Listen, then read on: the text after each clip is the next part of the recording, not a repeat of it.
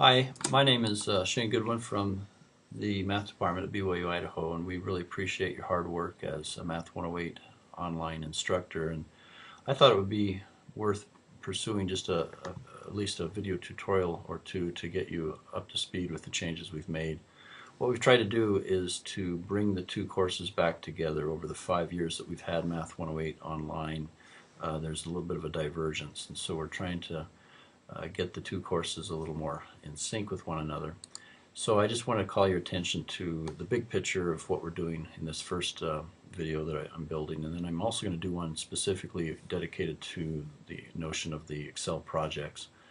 So let's see how things go. Bear with me as I just step through a few things. We have solidified on our 5 outcomes that I've got here, and then you'll have access to as the course outcomes, and we feel pretty good about the way we've worded those. We've also got detail below, some specific detail on the outcomes with each individual category. So I want to call your attention to the course flow, I guess we'll call it. So I'm going to go to that next. This document will also be available to you. It's helpful to just get a big picture of our units. We've experimented with this on campus for at least a year now and feel pretty good about it, and we think it will do quite well with the online course as well. We call it sometimes, for the lack of a better term, the financial weave approach. And what it entails is that we're taking the financial topics of Math 108 and we are trying to spread them out throughout the semester, partly because we want to have those spreadsheet projects come in a more uniformed way rather than all compressed into one chapter. But also because we know the financial mathematics portion of the course is really the most practical part and will be most beneficial in their short-term as well as long-term lives and as students. And so we decided we'd start each unit with a financial topic. And so you'll notice Unit 1 will jump right into the notion of taking control of your finances. We've got a budgeting case study that we'll jumpstart the course with. It's a very practical approach to looking at a personal budget from a college student, so maybe a college freshman's point of view. And then we have pretty much the fundamentals of Math 108 as far as unit conversions go, problem solving, percentages, and then of course linear and exponential growth comments. So that first unit tends to be more of a smorgasbord of topics, as you would expect, but covers our bases reasonably well. And it's a short unit, and they should do quite well in that. In Unit 2, we move on to the notion of compounding interest, and we get right into 4B and 4C, as you can see there. I've italicized the financial topics. And in particular, we have the General Savings Plan project that you might have called the annuity one in the past, and a new one for the Math 108 course online is the 401k retirement plan that I'm pretty excited to share with you in my other video. I think you'll like that. Then, of course, the theme for Unit 2 beyond that would be the theme of logic and critical thinking. So we hit Chapter 1 pretty heavily right there. Unit 3 starts out talking about debt management. And for our spreadsheet projects, we have a vehicle loan and a home loan both. And we found that the vehicle loan will be the most meaningful to the students because in the short term that's something they can relate to a little better than perhaps a 30-year mortgage. But nevertheless, both are extremely powerful and teach some great concepts. Probability will be our theme beyond that for Unit 3. And it tends to be the case that Unit 3 will be their toughest as far as test scores go. Mathematically, they've got more formulas to contend with, and of course the debt management can be challenging for some students.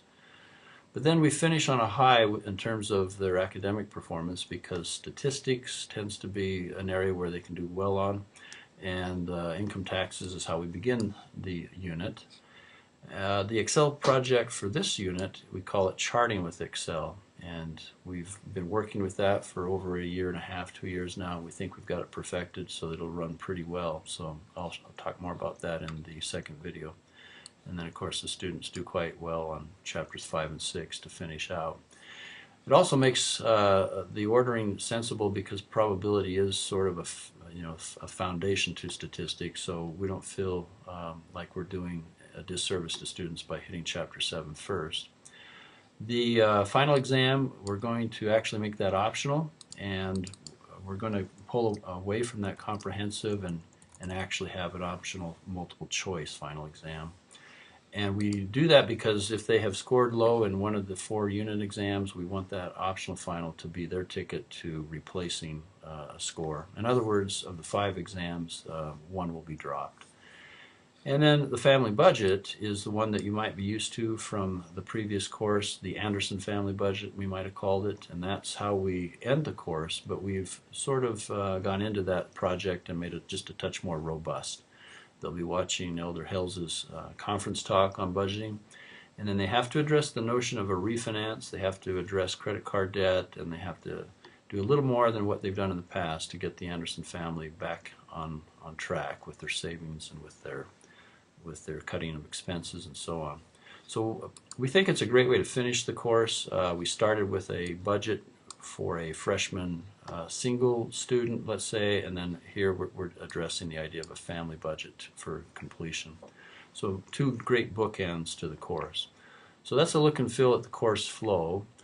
And then I wanted to mention just a couple quick things too about the importance of motivating your students to take these practice exams seriously. They will be located in their folders. They don't have to turn in anything. The solutions will be turned on so that they can get to those. But if they want to do well on the actual exams, they're going to need to take these practice tests quite seriously. Unlike before, they won't be doing their exams in my math lab.